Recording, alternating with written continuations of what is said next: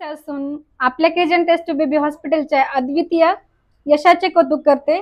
Doctor आंबेड सरांनी 15,000 पेक्षा जास्त यशस्वी बाळांना IVF द्वारे जन्मांची अद्भुत कामगिरी त्यांनी बजावलेली आहे.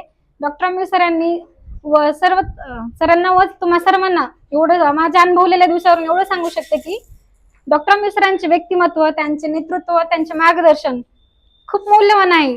कारण मी ते अनुभवलेले माझ्या खूप साऱ्या चुका होत होत्या. त्यांनी म्हणजे मला प्रत्येक गोष्टीमध्ये जिथं मी चुकले तिथं शिकवलं मला सरांनी. तेवढं काही परफेक्ट झालं नाही मी आणखीन, पण होईल सध्या. हो गए यार, हो गया. त्यांची विचार प्रणाली प्रत्येक पेशंटना, त्यांच्या नातेवाईकांना, सगळ्या स्टाफना आपल्यास करण्याची त्यांची एक विचार प्रणाली आहे. ती वेगळीच विचार प्रणाली, ते कोणालाच जमणार नाही अशी आहे. तुम्हा सर्वांना पेशंटना व नातेवाईकांना एवढं सांगू शकते कि जितनी बेहतर स्वास्थ्य के लिए दवाएं आवश्यक होती है, जितनी स्वास्थ्य के लिए दवाएं आवश्यक होती है, उतना ही डॉक्टर आंबेड सर पर भरोसा करना जरूरी है. अरे वाह वाह. डॉक्टर आंबेड सरांचे नेतृत्व व मार्गदर्शन हेच त्यांच्या यशाचे मुख्य कारण आहे. त्यांच्यासोबत अनुभवलेले सर्व स्टाफ सदस्याचे पण त्यांना परिपूर्ण साथ है. जो अपने कदमों की काबिलियत पर विश्वास रखते हैं, जो अपने कदमों की काबिलियत पर विश्वास रखते हैं, आखिर में अक्सर मंजिल पर आखिर में वही पहुंचते हैं. अरे वाह. इतनी बात कहकर मैं यही रुकती हूँ. आप सभी ने मुझे यहाँ सर के बारे में 2 बात कहने का मौका दिया, इसलिए सभी स्टाफ का, एडमिन, मैनेजर का और मैडम का सभी का शुक्रिया करती हूँ. और जाते जाते सर एक आपके लिए बात करना चाहती हूँ. हाँ, बोलो. आपका जीवन भी उतना ही खुश रहे, आपका जीवन उतना ही खुश रहे, हेल्दी रहे, हैप्पी रहे जितना आपने अपने पेशेंटों को जीवन भर दिया है सर. वाह वाह. शुक्रिया. शुक्रिया.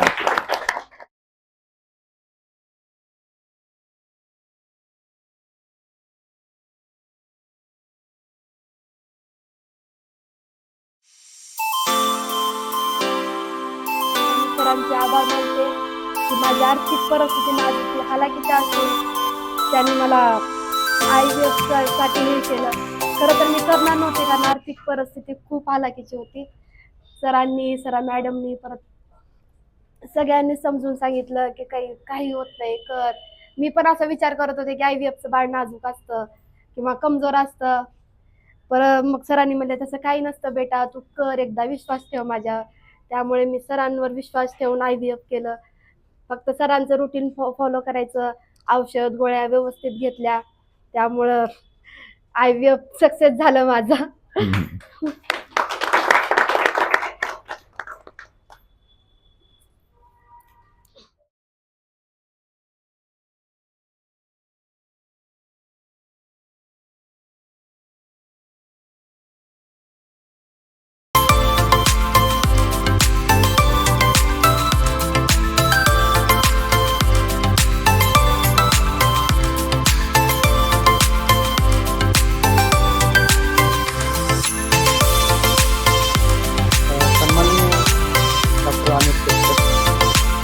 सर्व मान्यवर, सर्व आपल्या स्टाफ आणि मित्रांनो, आज 25 जुलै 2024 हा जागतिक टेस्ट बेबी दिवस आपण साजरा करतोय. त्या निमित्ताने मी तुम्हाला सर्वांना हार्दिक शुभेच्छा देतो. प्रथमतः मला सांगावंसं वाटतंय की प्रत्येक माणसाच्या जीवनामध्ये प्रत्येकाला वाटतंय की आपल्या एखादं तर मूल आपल्याला असावं. आणि जर समजा त्या व्यक्तीच्या जीवनामध्ये जर एखादं मूल नसेल, त्याच्या जीवनाला जगण्याचं काही महत्त्व नाही किंवा काही अर्थ नाही असं वाटतंय त्याला स्वतःला. मग त्यावेळेस ते हताश, निराश होतात. त्यावेळेस मग काय करावं असं त्यांच्यासमोर काही सुचत नसतं, काय नसतं. मग त्यावेळेस एकच आपल्या समोर माध्यम आहे की डॉक्टरकडे जाऊन आपण ट्रीटमेंट घेऊन. आज सायन्स खूप पुढे गेलेलं आहे. त्या माध्यमातून आपल्याला योग्य प्रकारे आपण जर वेळेवर आपण जर ट्रीटमेंट घेतली तर हे आपल्याला बाळ होतात, हे सिद्ध झालेलं आहे. मी माझ्या स्वतःचं मी जीवनामधला हे तुम्हाला एक प्रसंग सांगतो की आम्हाला लग्नाला 20 वर्ष होऊन गेलं. आम्हाला मूल नव्हतं. आम्ही बी असंच हताश आणि निराश व्हायचो. आणि मग हा 20 वर्ष कसे इतके काढले आम्ही ते आम्हालाच कळना की बाबा ही 20 वर्ष कसे गेले, आपण काय जगालो, कुणासाठी जगायचं, कुणासाठी करायचं, की असं वारंवार वाटायचं. आणि त्यावेळेस मग आम्ही पहिल्यांदा मध्यंतरी 2011 मध्ये आम्ही सरांकडे आलो होतो. त्यावेळेस आम्हाला सरांनी सांगितले होते की आपल्याकडे आपण टेस्ट बेबीचं आपण एक ट्रीटमेंट करून आपण पाहूया. त्यावेळेस आमच्याकडे कसं थोडंसं पैशाची आर्थिक अडचण होती आणि पैशाची ते सोय उपलब्ध झाल्या नसल्यामुळे तो विषय आम्ही थोडासा दिवस आम्ही पुढे ढकलला. आणि योगायोगानं मला वाटतंय की माझ्या मिसेसचे बंधू माझे मेहुणे त्या मिसेसला म्हणायचे की तू पुण्याला चल, तिथं मोठमोठे हॉस्पिटल आहेत, चांगले डॉक्टर आहेत, तिथं IVF सेंटर आहेत मोठमोठे, एकदाच आपण प्रयत्न करून बघूया. आणि तो नशीब आपलं असं म्हणायला लागले. त्यावेळेस माझ्या मिसेसनं त्यांच्या भावाला सांगितलं की मी जर ट्रीटमेंट करायचं असेल तर मी डॉक्टर शेख सराकडेच करेन, नाही तर मी असंच राहीन, असं भावाला तिनं ठणकावून सांगितलं. त्यावेळेस भाऊ म्हणाले की भाऊ तुझा एवढा डॉक्टर एवढा आत्मविश्वास? हो, माझा सरावर खूप विश्वास आहे म्हणजे, आणि ते विश्वास सार्थ करून दाखवतीलच हे भावाला ते बोललेलं मी स्वतः ऐकलेलं आहे. आणि त्यावेळेस भावानं म्हणले की बाबा ठीक आहे, तुझी इच्छा, मग तुझं एवढं सरावर एवढा आत्मविश्वास आहे तर तू बघूया करून शेवटचा प्रयत्न, नशीब आपलं.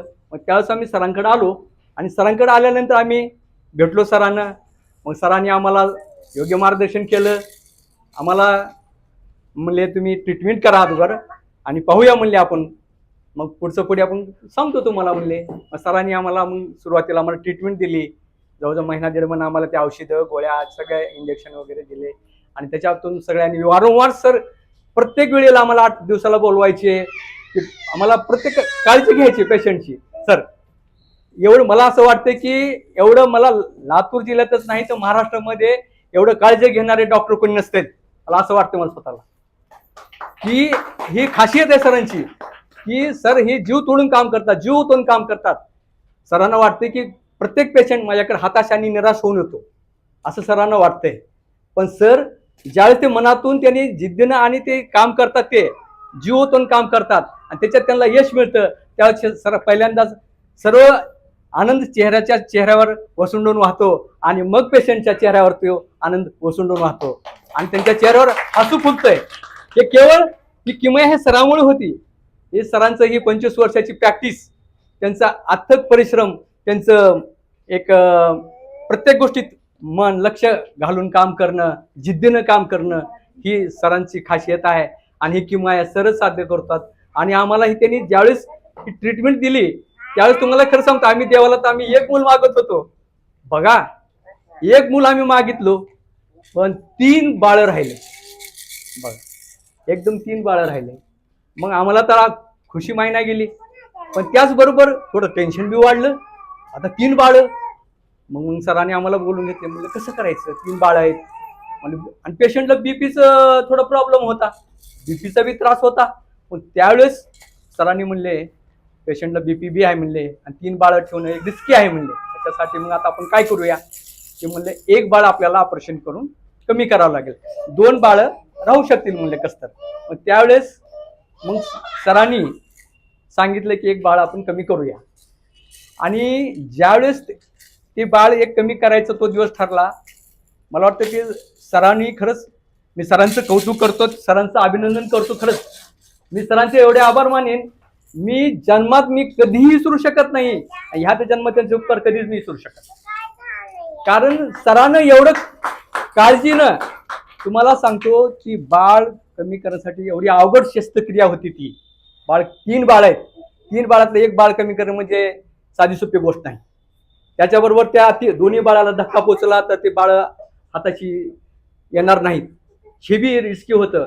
तरी ती रिस्क घेतली सरांनी आणि सरांनी ती यशस्वीरित्या ती शस्त्रक्रिया पार पाडली आणि 1 बाळ त्याच्यातलं कमी केलं आणि 2 बाळं त्यांनी व्यवस्थित ठेवले.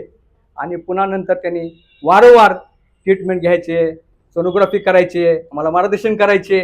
त्याचबरोबर सगळं मला वाटतं केजीएन हॉस्पिटलचा हे जे स्टाफ आहे एक परिवार आहे, मला सांगतो हा परिवार आहे आणि हे ऋणानुबंधाचं नातं हे निर्माण केलेलं आहे. आणि सरांनी खरंच अशी माणसं कधीच भेटत नाही तुम्हाला सांगतो. आणि मग आम्हाला वाटतंय पुन्हा नंतर थोडे दिवसांनी मग नंतर प्रेग्नेंट झाली. मला वाटतंय 3 ऑक्टोबर 2023ला मग हे 2 बाळ प्रेग्नेंट झाले आणि 2 सुंदर कन्यारत्न एक गोंडस 2 बाळाला जन्म दिला आणि आमच्या जीवनाला कलाटणी मिळाली आणि आम्हाला खरंच वाटू लागलं की खरं आता जगण्याचं आणि हे जीवन ह्यालाच म्हणतात. जीवन जगणे कशाला म्हणतात हे आम्हाला कळालं आणि आमच्या जीवनात असा आनंद ओसंडून व्हायला हा केवळ फक्त किमया साध्य केली हे डॉक्टर आमिर शेख सरामुळं. आणि मला वाटतंय की डॉक्टर आमिर शेख सरांनी आतापर्यंत मला वाटतं 15,000 कुटुंबांना त्यांच्या चेहऱ्यावर हसू फुलवलं. त्यांचा मला वाटतं त्यांच्या अंगणामध्ये एक जसं गुलाबाचे फुलं जसं हे उमलतात तसं त्यांचं जीवन एकदम सुखमय आनंदमय केलं. आणि खरोखरच हे सरांचे आभार आणि कौतुक मानाल तेवढे थोडेच आहेत. म्हणून मी आज जागतिक दिनानिमित्त पुन्हा एकदा तुम्हाला सर शुभेच्छा देतो आणि सरांचे आणि त्यांच्या स्टाफचे मी आभार मानतो. एवढे 2 शब्द बोलून मी जय हिंद जय महाराष्ट्र.